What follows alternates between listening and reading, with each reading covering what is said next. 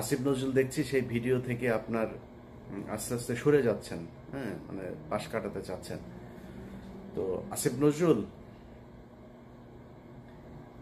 কে ভালো কে খারাপ, কে ঠিক আর কে বেঠিক, এটা আল্লাহ একদিন জাজ করবে। শুধু এতটুকুই বলে রাখলাম, এই 5 তারিখের পরের যে সুযোগ আপনারা শুধু হাতছাড়া করেন নাই, ইচ্ছাকৃতভাবে এই সুযোগটাকে ধ্বংস করেছেন, এর বিচার, এর শাস্তি আপনাদেরকে এই পার অথবা ওই পারে পেতেই হবে।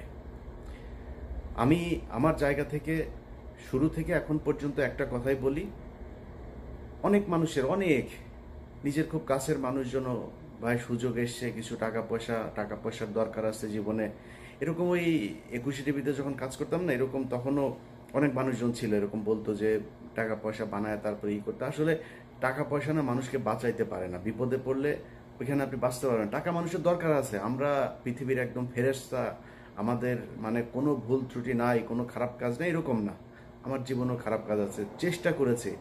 আমাকে যদি আজকের আমি আর ধরেন বেশি না 2012 সালের আমিও যদি সেই গণজাগরণ মঞ্চের আগের আমাকেও যদি আপনি মেলান, আমার মধ্যে অনেক পার্থক্য হয়েছে। ভালো না খারাপ সেটা আল্লাহ জাজ করবেন। চেষ্টা করেছি নিজের সমস্যাগুলো সমাধান করতে। যাই হোক, তো এই যে এখন ধরেন মনে করছেন যে আপনারা ঠিক জায়গায় আছেন, যা মনে চায় তাই করছেন, আপনারা করে যাবেন, কোনো সমস্যা নেই। এটার বিচার একদিন হবে। এই হজ করতে গিয়ে যেমনটা দেখেছেন, এর চাইতে আরো ভয়ঙ্কর অপমান আপনাদের সামনে অপেক্ষা করছে। আমাদেরও সমস্যা আছে, জীবনের ঝুঁকি আছে। আমি মনে করি আমার জীবনের হয়তো বেশিরভাগ সময়ই হয়তো আমার কষ্টে কাটাইতে হবে। কারণ মানে আমার তো ধরেন যারা ভালোবাসে তারা তো সাধারণ মানুষ, তাদের তো শক্তি নেই। আমাকে যারা মানে অপছন্দ করে বা যাদের বিরুদ্ধে কথা বলেছে তারা তো শক্তিশালী। সো তাদের ব্যাপারে মানে কথা বলতে গেলে, তাদের বিরুদ্ধে যদি করি, সেটার তো শাস্তি তো আছে, সেটার জন্য হয়তো কোনো এক সময় সে শাস্তি পেতে হবে। যাই হোক, যেটাই হোক, আল্লাহর কাছে দোয়া করি যেন আল্লাহ ইমান ঠিক রাখেন এবং মানে ধৈর্য ধরে যেন যে কোনো শাস্তি মোকাবেলা করতে পারি, এতটুকু, এর বাইরে আর কোনো কিছু না। তো আজকে যে বিষয়টা নিয়ে কথা বলতে এসেছি সেটা হচ্ছে, ধরেন গতকালকে একটা দেখলাম, একজন রিক্সা চালক মারা গিয়েছিল, যে রিক্সা চালক সবাইকে ধরে ধরে নিয়ে যেয়ে তারপরে আপনার হসপিটালে দিয়ে আসতো। সেই লোকটার স্ত্রী গত সপ্তাহ থেকে তিনি ভিক্ষাবৃত্তিতে নেমেছেন, ভিক্ষা করে খাচ্ছেন। তো সমন্বয়ক যে কজন আছেন, যারা ছাত্র নেতা, যারা ছাত্রদের থেকে উপদেষ্টা হয়েছেন, আমি তাদেরকে সরাসরিও এই কথাগুলো বলেছি। এই এই প্ল্যাটফর্মেও আমি ওপেন এই কথাগুলো বলতে চাই। দেখেন, ধরেন এই যে এই ছাত্রদের ভবিষ্যৎটা আসলে কি, তারা কি চায়? তারা যদি মনে করে যে আমাদের হাতে হাজার হাজার লক্ষ লক্ষ কোটি কোটি টাকা আসবে, আমরা এই কোটি কোটি টাকা দিয়ে তারপরে রাজনৈতিক দল গঠন করবো, এরকম দু একজনের কাছে শুনেছি। ধরেন একজনের কাছে টাকা পয়সা চেয়েছে বা কোনো এক জায়গায় টাকার লেনদেন হয়েছে, সেখানে শুনছি যে মানে ছাত্রদের প্রচুর টাকা পয়সা, তারা ফান্ড কালেক্ট করার চেষ্টা করছে। এটা রাস্তা না। আপনি কত হাজার কোটি টাকার মালিক হবেন? জামায়াত হচ্ছে ব্যাংকের মালিক, বিশাল বিশাল আর্থিক প্রতিষ্ঠানের মালিক। বিএনপির এরকম নেতা আছে যারা কিনা আওয়ামী লীগের সময়ে যত টাকা মান্থলি ইনকাম করতো, তাদের ব্যবসা প্রতিষ্ঠান, ব্যাংক, বিমা কোনো কিছুই বন্ধ হয়নি। এরকম অনেক নেতা আছে। আওয়ামী লীগের পরিবারের সাথে তাদের পরিবারের বৈবাহিক সম্পর্ক হয়েছে। তাদের সাথে আপনারা টাকা নিয়ে পারবেন? কত টাকার মালিক হবেন বলেন আপনি? টাকা পয়সা দিয়ে নতুন করে কোনো রাজনৈতিক দল আপনি দাঁড়ায় যাবেন, এই সুযোগ নাই। কিন্তু একটা সুযোগ আপনাদের হাতে এসেছিল, সেটা কি?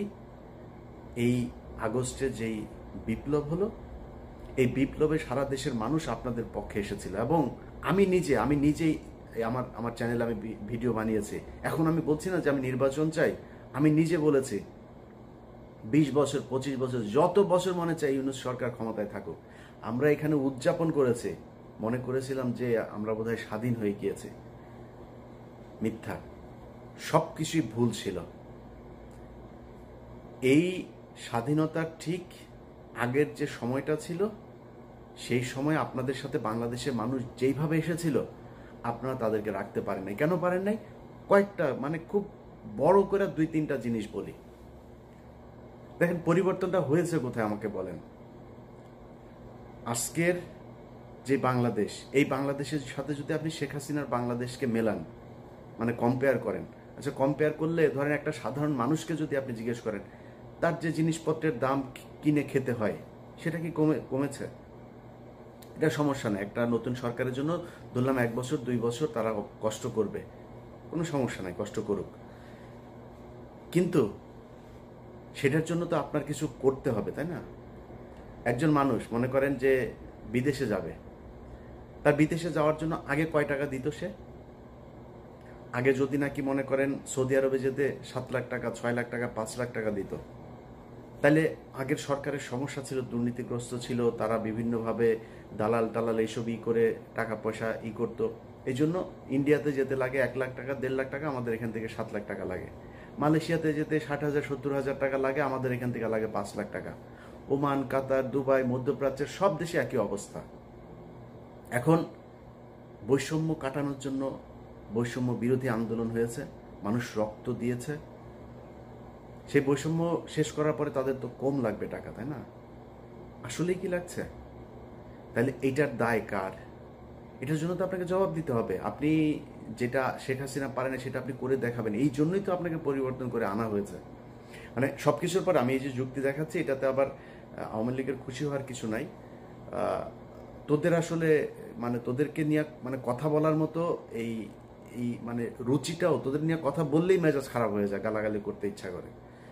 তোরা তো মানুষ না, তোরা যদি মানুষ হইতে এতগুলো মানুষকে হত্যা করলি, তোদের মানে দলের ভিতরে ধরলাম সব অমানুষ, অনেক মানুষ বলে যে আওয়ামী লীগ আসলে সবাই খারাপ না, কিছু কিছু ভালো আছে। তোদের 5 জন মানুষ তো এক জায়গায় হয়ে বলতে পারতি, তাই না, যে আমরা আসলে শেখ পরিবারের এরা ভুল করেছে, এরা আসলে খুব ক্রুয়েল, এরা করাপ্টেড, এদের আমরা ঘৃণা করি, আমরা দলটা আসলে নতুন একটা আওয়ামী লীগ চাই। মনে কর তুই শেখ মুজিবের আওয়ামী লীগে চাস, ধরলাম এই গত 15 বছরে আওয়ামী লীগ চাস না, মাপ চেয়েছে কেউ এখনো পর্যন্ত ওদের ভেতরে মিনিমাম কোনো অনুশোচনা, অনুতপ্ত কোনো কিছু না। ওরা আবার করে, আবার আসবে, আবার ওইরকম করবে। এখন ওদেরকে সুযোগ করেও দিচ্ছে, এই সরকারই দিচ্ছে। সব কিছু যদি বাদ দেন, আপনি প্রবাসীদের টাকা পয়সার কথা বলেন, পুলিশের এখন পর্যন্ত আপনি জানেন আগের চাইতে বেশি ঘুষ দিতে হয় একজন ওসিকে একটা নিতে হইলে, একজন এসপিকে বদলে নিতে হলে, ভালো একটা পোস্টিং নিতে হলে। পুলিশের বউ, ঊর্ধ্বতন কর্মকর্তাদের বউ পর্যন্ত মাঠে নেমেছে এই টাকার কালেকশনে। একজনের বউয়ের ফোন রেকর্ডও আছে, এক ওসির সাথে কথা বলছে, নিজে করে, নিজের পরিবারের খুব নিকট আত্মীয় দিয়ে তারপরে ওসির সাথে ডিল করায়। তাহলে পরিবর্তন কি? এখন এগুলো সব কিছু নিয়ে কথা বলতে গেলে না, মানে সবারই মনে হয় সমস্যা হচ্ছে না, আমার একাই মনে হয় সমস্যা হচ্ছে। এই কারণে গতকাল আমার ফেসবুকের একটা পোস্টেও দিয়েছি যে খামাখা এত শত্রু বাড়ায় লাভ কি, সবার যেহেতু সমস্যা হয় না, আমার একা একা সমস্যা গেলে আমারও তো ইচ্ছা করে। এই জন্য চিন্তা করেছি যে সবার সাথে মিলমিশ করে তারপরে যা হয় হোক, দেশে যাব, দেশে যায় ভাই আমার ইউটিউবে এখন যে ইনকাম, এখানে বসে আমার ইউটিউবে যদি 5 লাখ 6 লাখ টাকা ইনকাম হয়, তাও তো আমার হয় না, কারণ এখানে তো খরচ বেশি। আমি বাংলাদেশে 2 লাখ টাকা ইনকাম হলে আমি আরামে বিশাল মানে রাজার মতো চলতে পারবো। তা আমি কেন এখানে কষ্ট করব? কেন আমি সরকারের সাথে, সেনাবাহিনীর সাথে, পুলিশের সাথে, বিভিন্ন রাজনৈতিক দলের সাথে কেন ঝামেলা করবো? কারোর যেহেতু সমস্যা হচ্ছে না, তাহলে আর কি, সমস্যা নাই। এই কষ্ট থেকেই কথাগুলো বললাম। এখন পুলিশ থেকে শুরু করে সব জায়গাতে সমস্যা, সব কিছু যদি বাদ দেন, সব বাদ, আচ্ছা যেই হত্যাগুলো হইল এটার ব্যাপারে মিনিমাম একটা যাওয়া দরকার ছিল, জান নাই। এখন এই যে ছাত্ররা মনে করছেন যে আপনারা টাকা পয়সা করে তারপরে বিশাল আকারে একটা মানে এই ফান্ড তৈরি করে তারপরে রাজনৈতিক দল গঠন করবে, নতুন দল, এই মাসে সম্ভবত আপনাদের নতুন দল আসবে। আপনার দলে মানুষ আসবে কেন আমাকে বলেন? কিসের জন্য আসবে? কোনো একটা কারণ থাকতে হবে তো, আপনি অন্য দলের চাইতে কোন জায়গায় ভিন্ন যেই কারণে আপনার দলে আসবে। সেটা আসতে হলে অন্তত আমি মনে করি 2টা কাজ করতে হইতো। 1 নম্বর, এই যে আওয়ামী লীগের যেই হত্যা মামলার আসামিগুলো, চিরুনি অভিযান চালায় প্রতিটা আসামিকে ধরতে হবে। ধরার পর তারপরে তাদের বিচার কি হবে, কে নির্দোষ কে দোষী সেটা পরে আপনি করবেন, বিচার হবে, তদন্ত হবে, চার্জশিট যাবে, মামলার প্রক্রিয়া চলবে। যে দোষী হয় সে দোষী, যে নির্দোষী হয় সে খালাস পাবে, ছাড়া পাবে। কিন্তু আমাদের চোখের সামনে ঢাকা শহরের মধ্যে সময় টিভির মতো জায়গায় 7 জন খুনি মামলার আসামি, 2-3 মামলার আসামি পর্যন্ত ধরা পড়ছে। মুন্নি শাহ ধরা পড়ার পরে ছাড়া পড়লো। আরে ভাই, খেলা নাকি? মানে হত্যা মামলার আসামি আপনি ধরছেন, মন চাচ্ছে ছেড়ে দিচ্ছে। হত্যা মামলার আসামিকে পুলিশ ওসিকে বলছে যে ভাই এখানে আসামি আছে, আসামি ধরেন, বলে ঊর্ধ্বতন কর্মকর্তার ছাড়া ধরা যাবে না। এই যে সিটিটিসি, আপনার এই যে সিটিটিসিতে আসাদুজ্জামান, তারপরে আসাদুজ্জামানের সাথে ওর এক স্টেনও ছিল নজরুল, হ্যাঁ, সে কয়েকদিন আগে আমার নিয়ে ফেসবুকে পোস্ট করেছে। পুলিশের একজন এসআই সে আমার নিয়ে ফেসবুকে পোস্ট করে, মানে চ্যালেঞ্জ করে, তারা ধরতে পারবে না। শুনছি এরা আবার এই বিভিন্ন তদবির করে এরা চাকরিতেও ঢুকছে। ডিবি, তারপরে গোলাম রাব্বানির ভাই পর্যন্ত এখনো পুলিশে চাকরি করে।